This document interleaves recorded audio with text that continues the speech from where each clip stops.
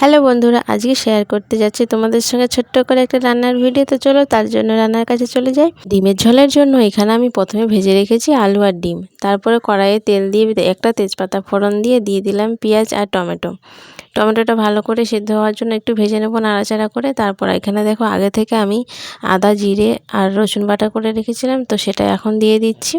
দিয়ে আর একটু নাড়াচাড়া করে ভালো করে কষিয়ে নেব যাতে কাঁচা গন্ধটা চলে যায়।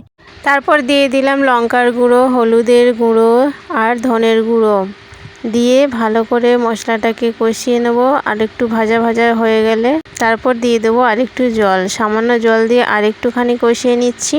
এদিকে মশলাটা আমার ভালো করে কষানো হয়ে গেছে। এবার আমি ভেজে রাখা আলুটা এখানে দিয়ে দেবো আর তারপর আলুটা দিয়ে আরেকটুখানি ভালো করে নাড়াচাড়া করে আলু আর মশলাটাকে ভালো করে মাখিয়ে নিয়েছি। এরপর দিয়ে দেবো আমি জল, পরিমাণ মতো জল দিতে হবে। এটা যেহেতু আমি একটু ঝোল করব, তো একটুখানি বেশি করেই জল দেবো। তারপরে দেখো ঝোলটা আমার ফুটে গেছে।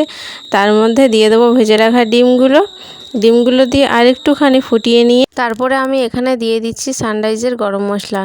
তো গরম মশলাটা দিয়ে একটুখানি ফুটিয়ে নামিয়ে নিলেই রেডি হয়ে যাবে লাল লাল ডিম আলুর ঝোল। তো ধন্যবাদ সবাইকে ভিডিওটা দেখার।